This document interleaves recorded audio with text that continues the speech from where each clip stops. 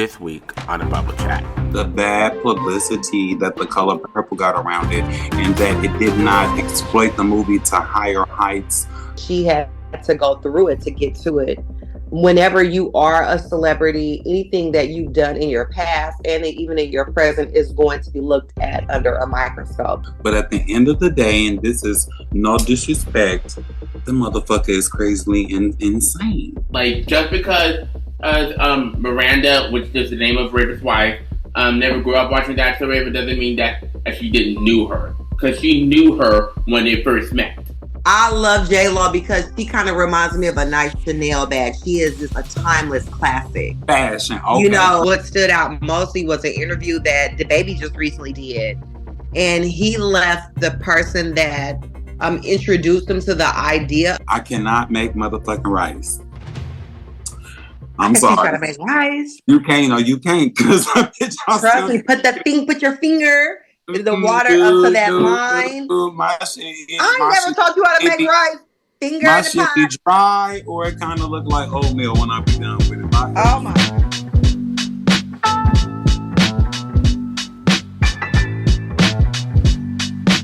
Hey y'all, welcome to the Bubble Chat, the podcast where we dive deep into the intricacies of human perception, cognition, and behavior. Together, we'll navigate through the bubbles that surround us, the invisible barriers that shape our understandings of reality. Now, check this out. Shay and Jasmine are out, but today we have a great co-host with us, Fukina Ward. Give it up, everybody. Hey, Fukina. Hello, how are you? And thank you for having me. No problem.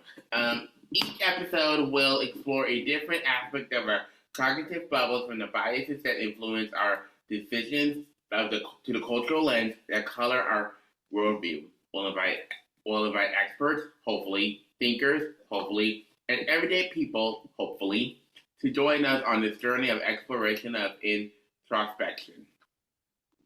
From the comfort of your headphones, we'll traverse the landscapes of psychology, sociology, humanity, unprofessionalism, bullshit, dysfunctionality, foolery, pettiness, and beyond, shedding light on the hidden forces that govern our perceptions and decisions. But we won't stop there. Oh no. We'll engage in conversations with experts, scholars, and everyday individuals who offer unique perceptions of the human experience. So just go ahead and grab your favorite beverage, whether it's a glass of wine, beer, juice, water, soda, or gin. Settle into your favorite chair and prepare to expand your mind like never before. The Bubble Chat is not only just a podcast, it is a sanctuary for intellectual curiosity, a safe space to question, challenge, and grow. Before we set sail on this exhilarating expedition, be sure to subscribe to the Bubble Chat wherever you get your podcasts. Now, as Wendy Williams would say, let's hit some hot topics. How you doing? How you doing? How you doing? Yeah, so we have a lot of hot topics to discuss, and we're going to get to that real soon. Do not worry. But I definitely do want to take a moment to use this platform to discuss students for Gaza, along with the encampments that are going on in numerous campuses around the world. Many CSU campuses, including my campus, San Francisco State University, have joined the Encampments for Gaza to show solidarity and fight as a community to demand to divest, among other demands, for CSU to remove financial, legal, and public ties to the state of Israel, as they are investing in the companies that are accountable for the war on Gaza with the money from the students' tuition and school expenses.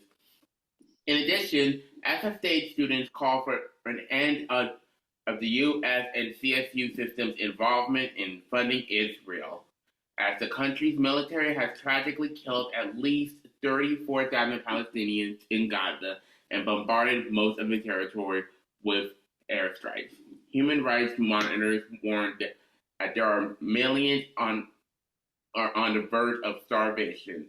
SSA students for Gaza received immense support financially and support from the Gaza, and the students for Gaza, SSA students for Gaza received immense support financially and supporters from the community and its students and Students for Gaza will be financially donating a large sum to Gaza relief to support Palestinians through this effort. On behalf of the Bubble Chat, our hearts are with all of the citizens of Palestine and Gaza and all of those who are affected by this impact.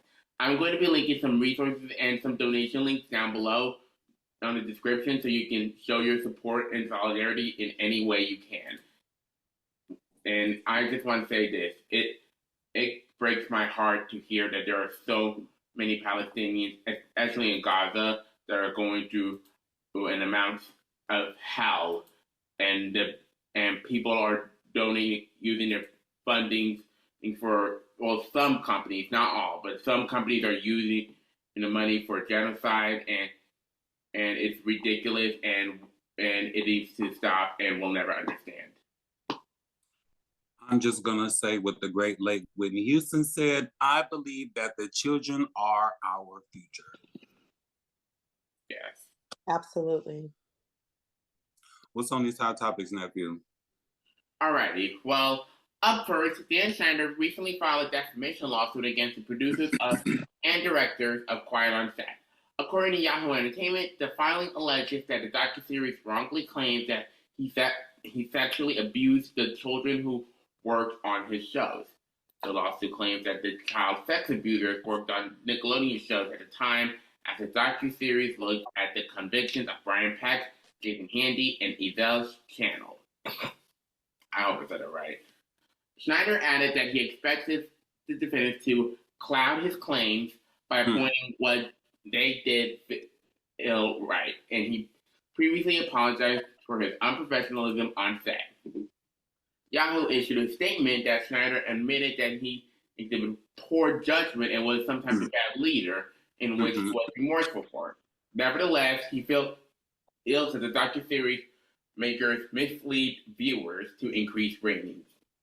And Schneider claimed that the makers of the docuseries allegedly falsely implied that he was involved in or facilitated horrific crimes. What are your thoughts, Bubblers? I'm gonna say that everyone loves a juicy, nasty, salacious story. So when you throw all the dirt on top of the tea that's supposed to be in the documentary, it has everyone just propelling to figure out, tuning in, trying to figure out who's the bad guy, the dirty culprit, and, is the victim going to be victorious at the end of the story? This kind of reminds me, now there was no sexual assault, but this reminds me of the bad publicity that The Color Purple got around it, and that it did not exploit the movie to higher heights of views and people going to go see it. It was just, we wanted to know, was Oprah Winfrey and Steven Spielberg just as dirty as the rest of Hollywood making movies? So as I said, back to the claim for Quiet on the Set, everyone loves a nasty, juicy, scandalous story. I'm just sorry that it involves children and that them being abused in whatever capacity they were abused in. I want to start off by saying this, that I don't know for sure if the sex abuse that Dan Schneider was involved in, but I do know that he's been making some child actors uncomfortable, and he was being a foot pervert. He recently had a foot fetish. I could tell because of. Oh, he into the foot. Ooh, don't be talking about the foots. Don't be talking about the foots. Adonis, please put your prosthetic leg down. This is serious. We love a good hoof up in this thing. Megan, call me. Call me. Adonis, please put your prosthetic leg down. This is serious. So everything really is centered around sex and aggression when you think down to it. And, it stems a lot of room for conversation. And this is a prime example of taking sex and implementing it into something so innocent and so pure, and just leading down a bad direction. And that's what makes it a scandal. Absolutely. And one thing I want to say is, like I said, I don't know if Dan Schneider actually sexually abused children at the time. What I'm saying is that I do know that he was a foot pervert. I do know that he was that he had that he made some children uncomfortable. Mm. And as far as him sexually assaulting him, I don't know for sure. I think I think the show is probably referring to the people who have sex, to the producers at a summer camp. I was watching this one YouTube video about where there was basically a show called Comedy for Kids or something like that. But recently, I think from what I know so far, I do know that Brian Peck did sexually assault Drake Bell when, as a teen, when he was probably as a child, when he was on All That Drake Did Not Respect. So so whatever lawsuit is going on, it's a mess, to be honest. Yeah, that's sad. It's very, very sad when you think about sending kids to camp and all that. That just made me think about Diddy's camp and poor Justin and Usher. But moving right along, quickly, before we go down another rabbit hole of salacious scandal stories, what's up next? So up next, singer Normani, about her deafening time as a group member of Fifth Harmony. Entertainment Tonight claimed that Normani recalled the alleged non-reaction from the label Epic Records via Cinco Music after an incident in 2016 where she awoke to death threats in her inbox and messages from strangers referring to her as a racial slur that we will not mention here out of respect. Normani admitted that her experience fractured her relationship not only with the label, but also with journalists, the other girls in the group at the time, and with those calling themselves their fans, admitting that it was the lowest point for her. Any thoughts, bubblers? Nephew, what you got to say? I want to start off by saying this, like, from my experience, from what I've been seeing in the music industry, it's not for the faint of heart, and I've been seeing a lot of times when it comes to boy bands or girl bands, or a little bit of both, right? Mm-hmm. Like, in most cases, from what I know so far, just from what I know, like a lot of these group bands can be put through hell, and recently, Jessie Nelson opened up about her mental health with her time on Little Mix, and those mental health struggles both make her announce that she will be leaving the band for her mental health. And I want to say this, as far as the Normani story, I did watch a YouTube video where basically Normani, it was some haters were cutting Normani's head and off Normani's head, and what I found disgusting is that they would basically put it on a hanged, enslaved person, and I felt really, really bad for her, especially since she was being called like racial slurs and it really goes to show everybody of how far Normani came. Like, right. Here's the thing, and I hope then that group bands are treated more better, and I hope there's even better working conditions, and I hope that everything works out for them. That's all I'm saying. Well, they say that, even though it may be raining outside, the sun is still shining. And after the rain passes, we look to find the rainbow. Now, I'm going to speak from the lighter side of the coin. Now, she went through some scandal BS in the group that was great. I mean, not great, but it is what it is. A lot of people go through bias, judgment, whatever, what have you, group singular, whatever, right? But what I love is that how Normani is amazing.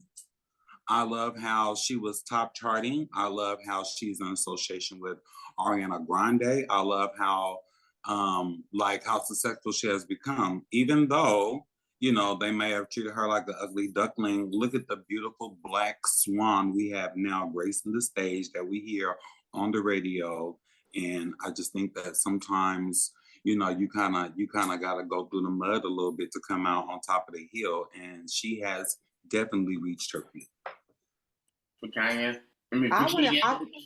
Yeah, it's okay. I want to add in, when you're in the spotlight, you're in the spotlight. Mm-hmm. And you know, just to piggyback off of what Adonis mentioned, she had to go through it to get to it. Whenever you are a celebrity, anything that you've done in your past and even in your present is going to be looked at under a microscope. But she's resilient. So she pulled her way through it. And overall, I'm extremely proud of where she has built herself up to and where she currently stands in the music industry. That's right. That's right. That's right. Amazing. Amazing. Beautiful young lady. Yes. So, yeah. So she went through all that. And then she was on the top of the charts in the group because Anna Cabela had did something. Camila Cabello. Yeah, she did an album. I mean, I'm not even going to say she did an album. She cut one song, Havana. And that was it. I work out to that song a lot. And that was it. Yeah, and she's about to, and Normand's about to release her debut solo album that's coming on June 14th. Oh, look, let's be anticipating and waiting on that. How about that? Let me take that to be sure. I could be wrong. Look, don't be out here selling fake news, cousin.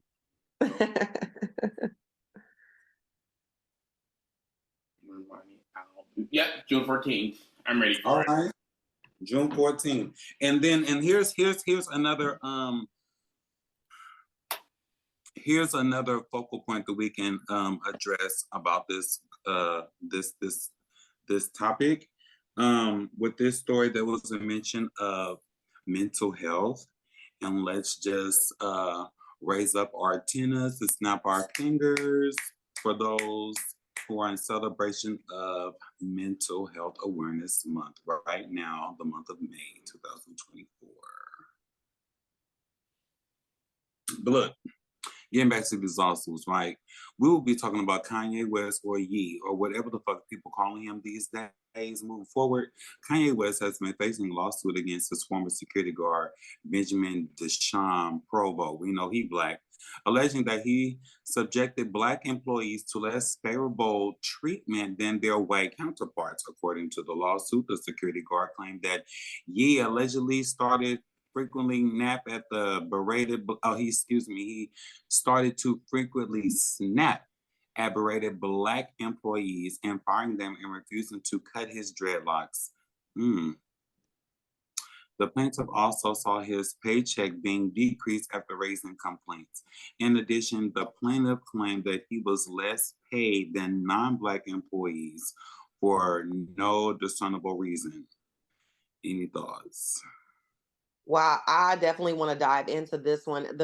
I want to point out by saying, you know, it's kind of cliche, but the best way to hurt a person is financially. And you have to think about not really focusing so much on what a person says, but watching their actions. So this sounds like a form of retaliation. And it's, you know, is definitely disgraceful that we're still dealing with issues with hairstyles, like for example with locks. You know, that's an expression of our culture. And for Kanye to be of an African American descendant and to not allow someone to express themselves in their hair or dress or whatever it is that they're comfortable with wearing, you know, it's unacceptable. For him to not even support his black employees and to obviously exercise retaliation.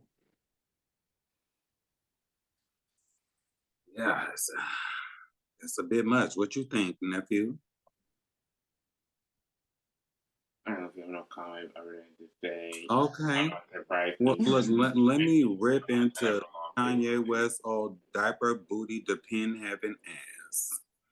I ain't gonna blame it on the Kardashian / Jenner clique or crew. Because when he came out, he was for all the black people. He was for black education, black entrepreneurship, all these things. He rapped a good game. But at the end of the day, and this is no disrespect, the motherfucker is crazily insane.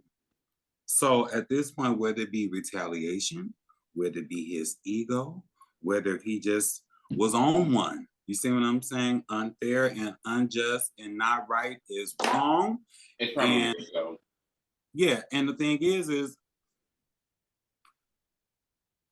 a person like Kanye, especially with that Adidas deal, just go on and break that man off and just let it go. Just let it go. For this story to be hitting the news is just as embarrassing as Lizzo abusing her background singers and making them do things. This is just as embarrassing as Megan Thee Stallion having her photographer or videographer see her, witness her having sex in the back of a car out the country. You see what I'm saying? Like, we're supposed to be bigger and better than these things. You know what I'm saying? And we let that be the smallest things that will bring down a whole motherfucking empire. It ain't worth it. No Diddy. No Diddy. No Diddy. Next, what you got up, Ward? So Raven-Symoné did not come here to play, especially when it comes to her wife. Raven-Symoné is defending her wife, Miranda Perriman-Mende, following a social media backlash consisting of internet trolls making death threats. The backlash stems from Miranda stating that she didn't grow up watching Raven-Symoné on the Disney Channel series, presumably that's So Raven.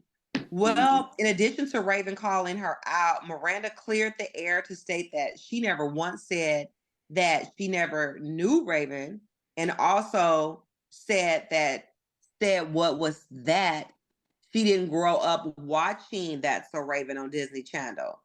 She then continued in saying, quote, since getting married and meeting her in 2015, I have seen the majority of her work.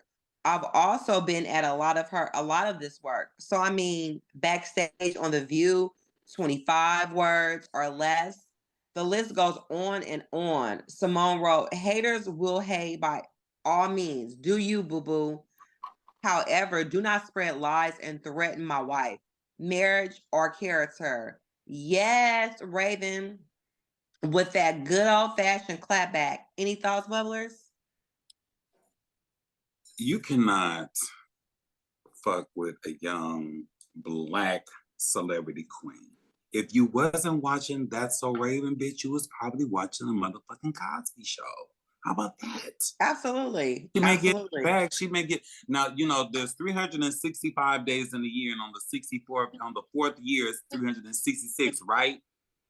She may get in the bag since she was like 2,400 days old. Bag.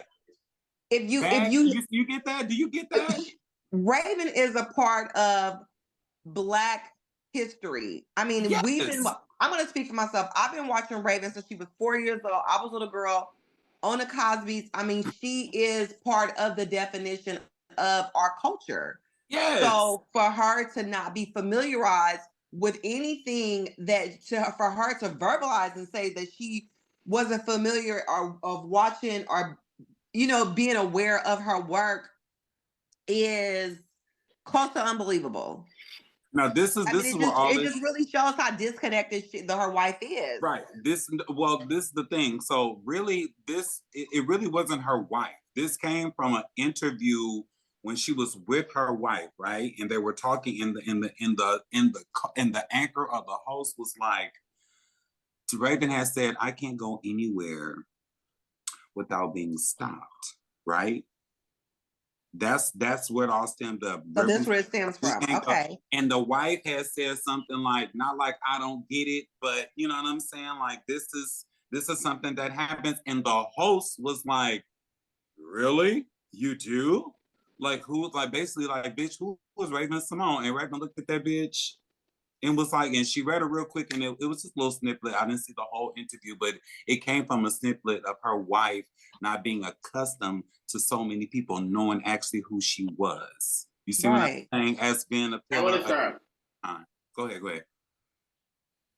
So recently, I grew up watching That's a Raven. I wasn't listening to her first album because it came out way before I was born. But I saw her on That's a Raven. I saw her on the Cheetah Girls. I saw her on College Road Trip. I even saw her on a. Oh, That's So Raven too, because they rebooted the channel. They rebooted it. Yep. They rebooted it. Like she's still That's So Raven. It ain't never stopped. Yeah, like I just want to say this: people need to keep each other's business out of their mouth. Like they just because Miranda, which is the name of Raven's wife, never grew up watching That's So Raven doesn't mean that she didn't knew her, because she knew her when they first met. Exactly. And rapper. Oh, The View. Don't forget The View. And The View. I forgot she was on The View. And I want to start off by saying this: if you're going to basically attack a person or accusing them of not knowing that person and they don't watch the show, or from, let me rephrase, or if you're going to basically hate on a person, and I'm sorry, if you're going to hate on a person simply because they didn't grow up watching that person who is now their husband or their wife or their partner, then click the unfollow button. It makes sense. It doesn't make sense at all. I just want to know why we're not calling her no gold digger. That's what I'm trying to. Why we ain't calling her no head honcho going as gold digger?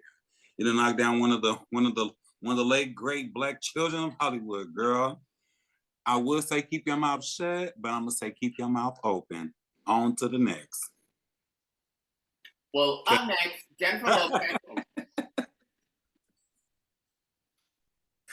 Up next, Jennifer Lopez recently opened up about her upcoming This Is Me tour on Good Morning America. She admitted that she was excited to see the fans after the pandemic, as she claimed that the last time she's been out was since presumably 2019. In addition, Jennifer opened up that her 16-year-old twins have been negotiating when they'll stop by the tour to bond with her, that she feels like this might be the last time that she would be getting the opportunity to do something like this with them, claiming that the twins are 16 and start to feel more independent. Any thoughts, bowlers? Well, ladies well, first.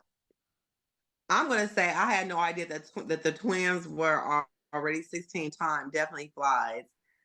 I have always loved J-Lo, so in my eyes, she does no wrong. Why? Define why do you love her? I love J-Lo because she kind of reminds me of a nice Chanel bag. She is just a timeless classic. Fashion, okay. You know, she always remains relevant, and like fine wine, she just gets better with time. Like, and I love J-Lo. Okay. Mm-hmm. She has remained relevant. She's not like one of those celebrities that, that come out and just does this amazing work and then disappears. She continues to evolve. Mm-hmm. Okay. Nephew, how you feel about it? I'm glad Jennifer is using this time to spend time with her kid with her children to the fullest. I mean, she's blossomed ever since on the 6th, and she's blossomed ever since in a living color. I don't care what anyone says. She can act, she can sing, she can dance. I mean, talk about that Super Bowl with Shakira. Oh, those are the vibes. Mm-hmm. Yeah, she's definitely a vibe, and she looks amazing. Oh, to say the least. You guys brought up the sunshine and all that. Bitch, I'm about to bring rain and thunderclouds. So let's go. Guantanamela, Bronx having ass, Mexicano hood rat. I know it was Cinco de Mayo the other day, but ain't nobody checking for no motherfucking J-Lo tour. Bitch, you trying to do the motherfucking Blue Ivy and put your twins on the stage like Beyonce did, but you're not Beyonce. You trying to spin and twirl like the great Janet Jackson, but you can't because you really can't sing. Yes, you are a fashion icon. Mm-hmm. You are a high-class, upper echelon hood rat tramp ass bitch. When yes, you will hop from one nigga lily pad to the next. If it ain't right, you are hopping on. My fellow Libra, clap your motherfucking hands. You see what I'm saying, bitch? Right. Exactly. You see what I'm saying? Leave you no dust, no filter. Will leave you no dust, no filter. Fuck up, make one move, and it's over. It's over. So let's not. Then you know what I'm saying, bitch. You was in the truck when Shine took the case with Puff, bitch. Let's not forget about all that shit, bitch. And Shanti did all those motherfucking background vocals on your albums. Stop playing. Them was all her runoff albums that she was gonna be oversaturated if she would have recorded them. She got the bag because you did it. I'm gonna give you your attributes, bitch, but you just trying to play Beyonce 2.0 with them damn kids. You think it's cute because you got two of them, but it don't matter. Mark Anthony, come get her. She is staying relevant, you know, and like I said, and I'll say it again, she's a timeless piece, and whatever it takes to continue to get that bag, she's doing it. J-Lo is going to be like the next Joan Rivers. She's never going to retire. She's always going to be in our face, and she's going to continue to bring it year after year after year. Period. And in my eyes, she never disappoints. She's the best actress I've seen. Hands down. That vocal shit, I don't know, man. Well, right. As we continue to celebrate Asian and Pacific Islander Heritage Month, it's important to shine a spotlight on individuals who have made a significant contributions to the arts and culture. Today, we honor John M. Chu, a visionary filmmaker whose work has captivated audiences around the world. John M. Chu is a trailblazer in the film industry known for his groundbreaking direction and commitment to telling diverse stories. Chu's directorial debut came in 2008 film Step It Up to the Streets, which showcases talent for capturing dynamic dance sequences and vibrant urban culture. However, it was Chu's work in Crazy Rich Asians that solidified his status as a visionary filmmaker. Adapted from Kevin Kwan's best-selling novel, the film became a cultural phenomenon, breaking barriers and shattering stereotypes. Chu's direction brought the opulence and vibrancy of Singapore to life, while also highlighting the complexities of love, family, and identity with the Asian dysphoria. Beyond his film work, Chu is a vocal advocate for diversity and representation in the entertainment industry. He continued to use his platform to uplift underrepresented voices and champion inclusivity both on and off of the screen. Let's give it up to Mr. Chu, everybody.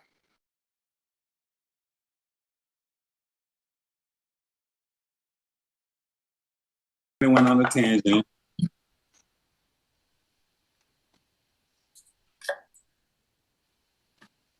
Oh, is that me? Hold up. Welcome back, dear listeners. Hey, bubblers. Never mind. False alarm. What? I thought I was reading it, but I was wrong. You've been drinking? I'm the only apple juice.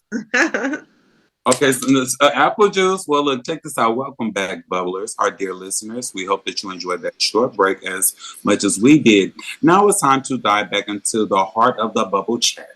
And what better way to kick back the second half of our show other than our favorite segment than the exclusive tea? Now get ready to sip on some piping hot insights and revelations from the world of physiology and human behavior. And we're going to go down the road of niggerdom. If you have not been on social media, if you have not been awake in these streets, you know that Drake and Kendrick Lamar have been going back and forth in this wonderful beef battle, right? Now Drake came out with some all pussyfoot ass shit, and then K Dot came through like the elephant that he is and trampled all over him down his throat and in his asshole. It's nothing that Drake can do. But unfortunately, at 2 a.m. Just the other day in Toronto, Canada. Now this becomes an international thing. They didn't went up and lit up Drake's house. Mm-hmm. They didn't just drove past by this man, beautiful, wonderful piece of motherfucking property, and just lit his shit up with all kind of machine gun artillery and bullet holes and shells and fragments and things. And it's a shame. That's not nice. That's not nice. That's not nice. And that's not nice. I would hate to believe that Kendrick Lamar would do something like that. I would hate to believe that a Kendrick Lamar fan would go off and do something crazy like that. Because I'm gonna go ahead. Go ahead. Well, what as you're explaining this, I'm thinking about many different things. What stood out mostly was an interview that DaBaby just recently did, and he left the person that introduced him to the idea of a rap battle anonymous. And so what he said was he received a phone call from someone that was interested in creating this fake beef with him in the effort of entertainment. And DaBaby, he respectfully declined. He said, "You know what? I would have to say some negative things about you. I think very highly of you, and I'm just not interested. Thank you, but no, thank you." I also want to mention that there is a word that's called parasocial. And, for anyone that's listening that's not familiarized with the term, it definitely means you become connected with the person that you're watching on film. And so when these celebrities create these fake beefs, because there's a lot going on right now, Sukiana has one going on with JT. You have to think it through. And when I say think it through, you're in the spotlight, you have fans, you have people that are watching you, you have the youth that are very impressionable. How is it going to affect our youth? How is it going to affect our fans? And so I say all this to say that Judge Mathis actually made a video tonight on his Instagrams, defending Drake and both Kendrick Lamar and saying, "Hey, I know these guys, they're great pioneers in the music industry. They're for the people, they're for the culture, and it's gotten a little bit too far with this shootout." So, I say all that to say that being a celebrity, kind of like to go back on Normani and, the racial slurs and everything, you really have to think very strategically and be very careful in what you put out and how you put it out and how it's going to affect society, how it's going to affect your fans and the youth. And this is just a prime example of, music being put out in the effort of, gaining more popularity and entertaining us, but also the backlash that comes from the negativity that they have put out into the world. So it goes all the way back on them.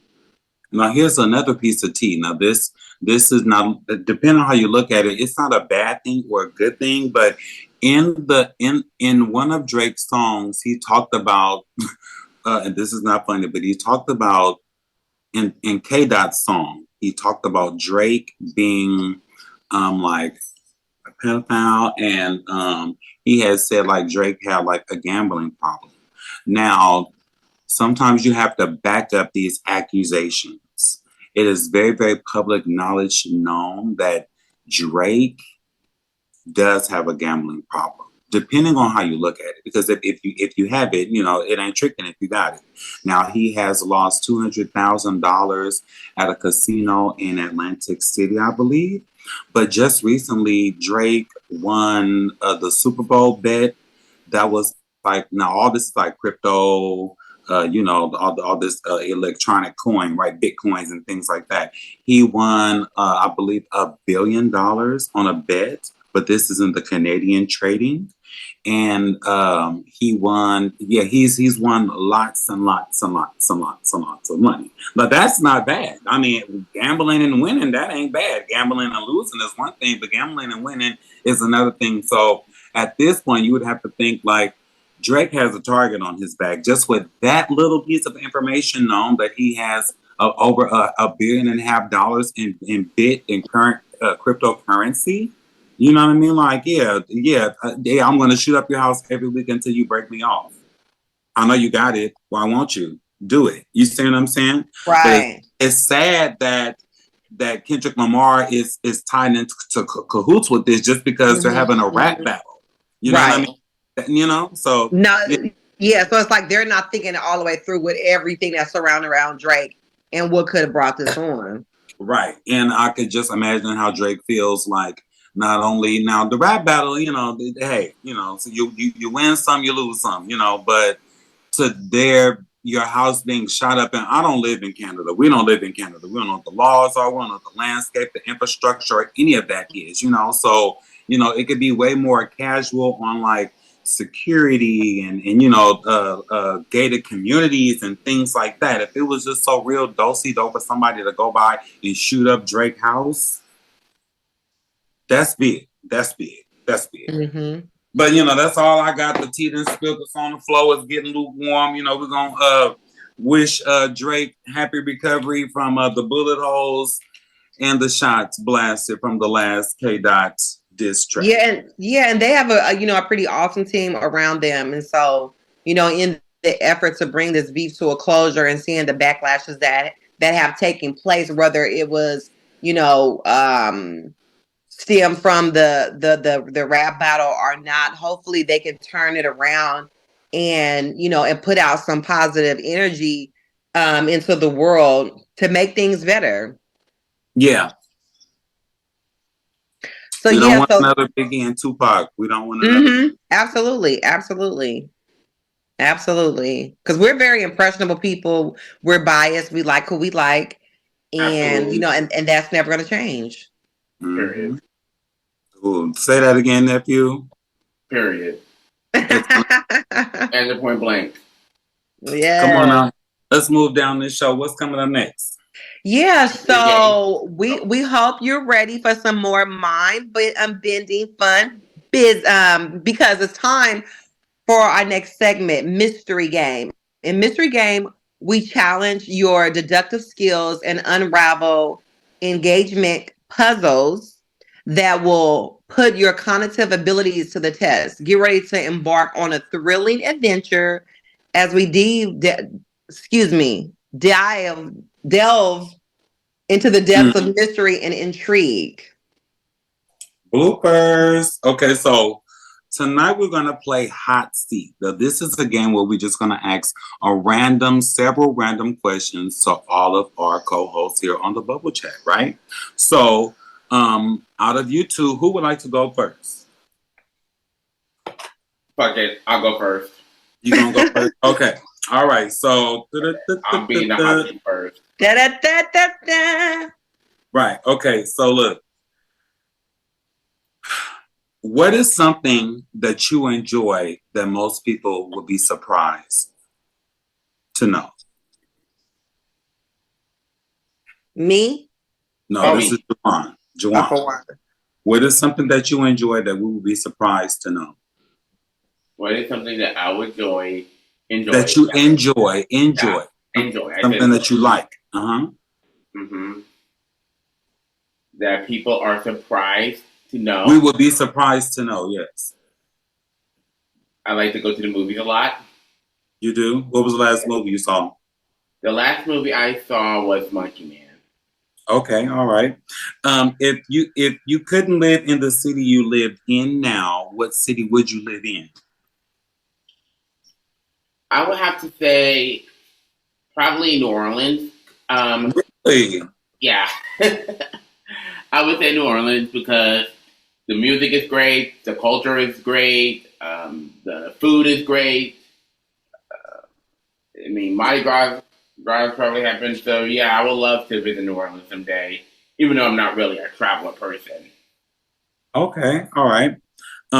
What is the easiest word you cannot spell correctly? The easiest word that I cannot spell correctly. So this is something like you always spell it wrong or you can never get it right. Like that letter always be off. Like people get to put the N in Wednesday. That's so true. Probably Francisco. Francisco? Yeah. Francisco. What is your dream job? My dream job? Still a lot to think of, but I definitely want to get into the theater industry. And Really? Yes, and be a social media manager as a side hustle. Okay. And what type of contest would you win out of all the people in the room? What kind of contest I would win?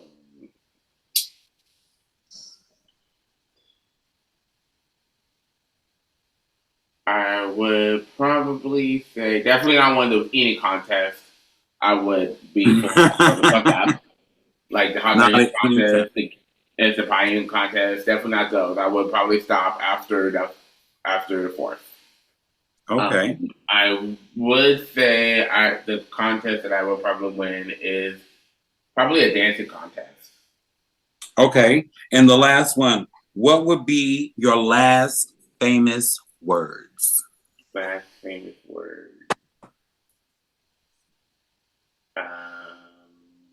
I never really thought about it, to be honest. But if I had to choose, Well, I know what you would say. I know what you would say. What would I say? The show must go on. Yeah. That's what Nephew be known for. He'd be like, fuck it, dude. We're just going to be me and you tonight. I don't give a fuck. This is what we're doing. Well, Fakino, are you ready for your hot seat questions? Yes, I'm ready for my hot seat questions. Okay, if you were a holiday and if you were a holiday and if it was named after you, what would it be called?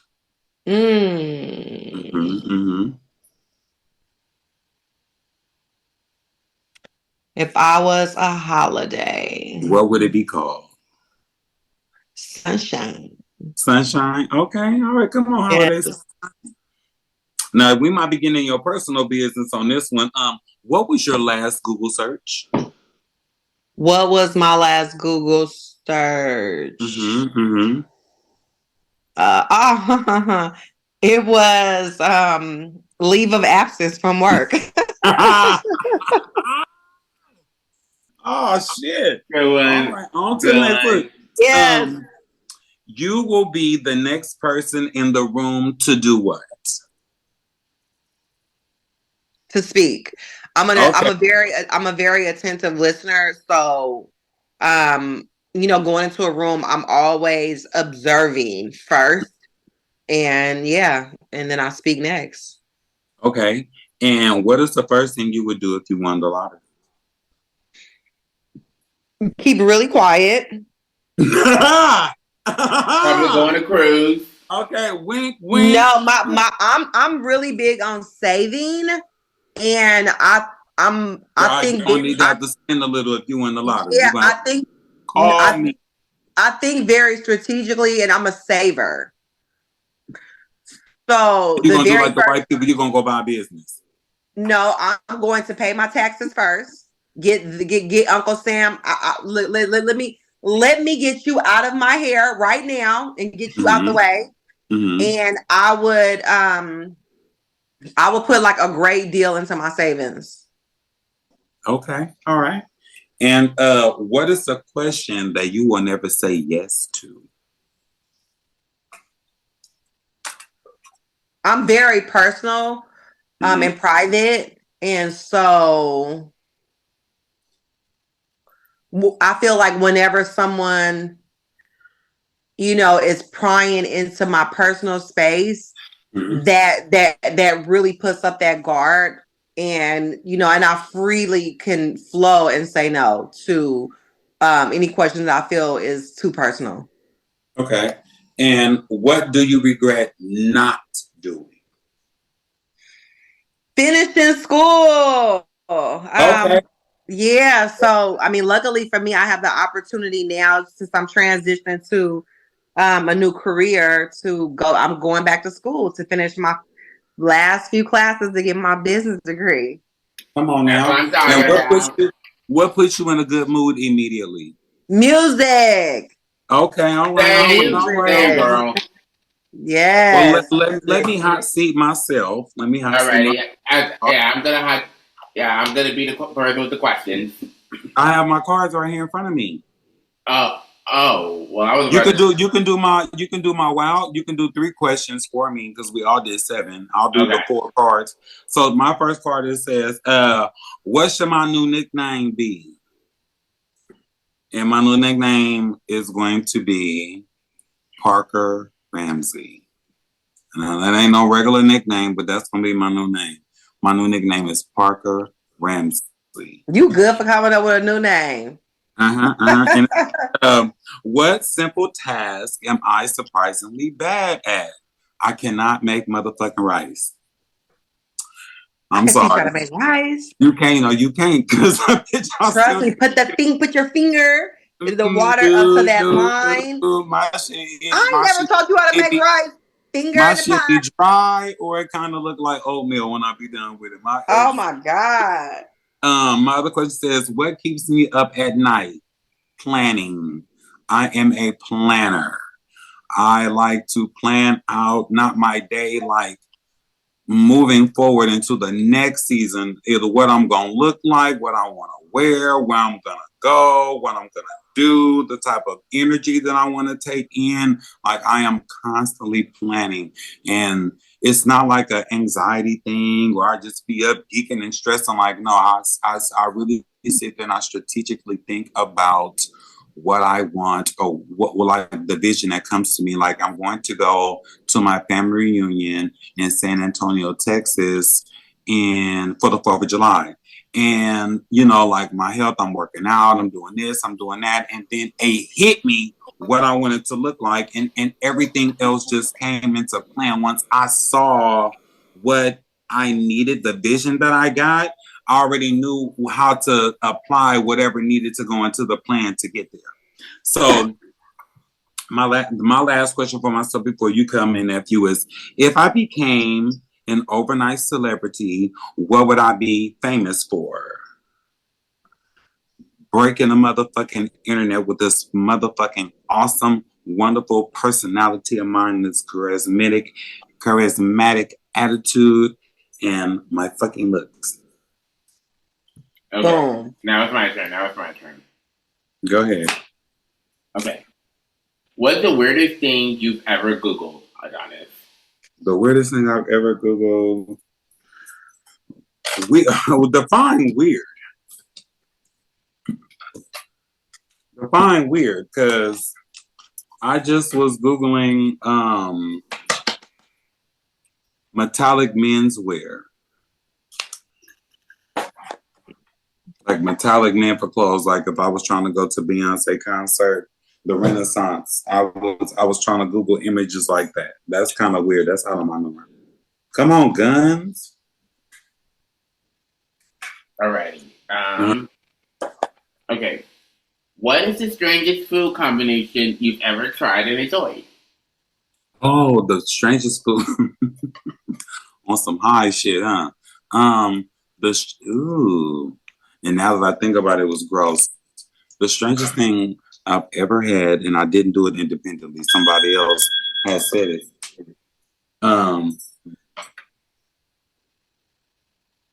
Chips Ahoy cookies, and I think like Viner sausages. Oh. Mm-hmm. Yeah. I would say hell no to that. Yeah, her grandfather raised her, and we would break the cookie in half, and we would break up the Viner sausage like dip, because they're so soft. But yeah, yep, that was the weirdest thing I've ever had. Is a Viner sausage and dip cookie. Okay, one more. Okay.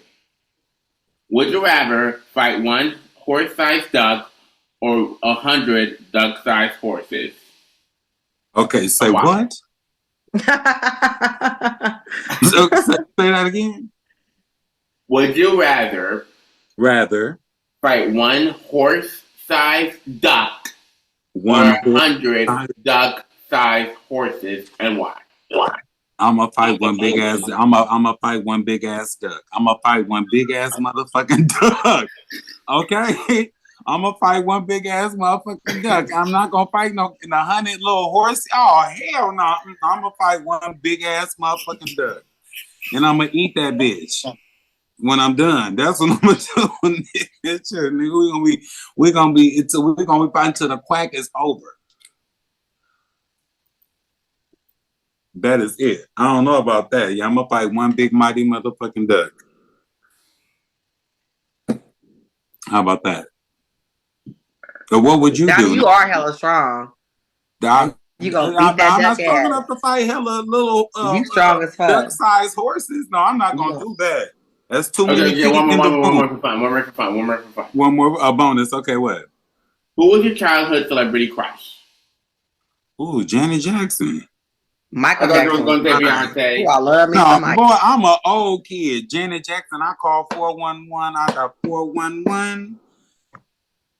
I said hello. I said L.A. Janet Jackson, and I know that operator was an older black lady. She said, "Baby, I can't give you that number." I was like, Santa Monica, Janet Jackson, right? Because I just seen her on like Lifestyles of the Rich and Famous. She was like, I said, "Bitch, stop playing with me, ho. Give me, bitch, you know the fuck I'm talking about." And she was laughing like, I can't give you her number, but I was in love with Janet Jackson from Principle of the Pleasure to Love Will Never Do Without You to, everything. Anytime, any place. If I Was Your Girl, all that shit. I rock with Janet Jackson until the Velvet Robe. When she cut it and went red and had her titties out, I didn't like it no more.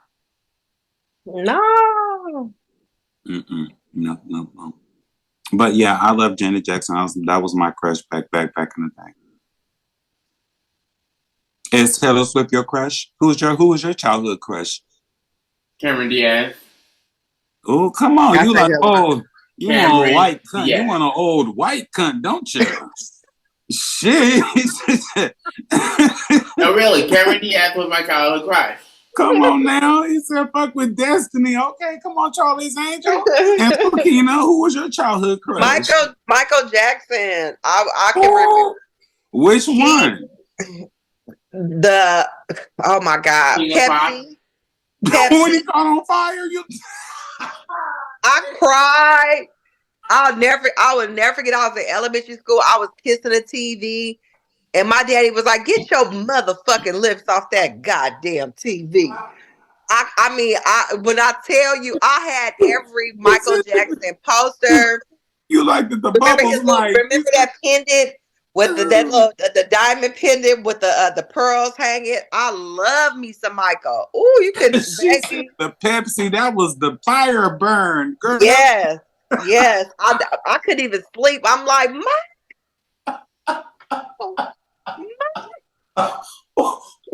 oh shit! Look, I was devastated. Ooh, I love me some Michael. I got something special for you. Hold on, I was supposed to do this at the beginning. I think I did, but you didn't see it. But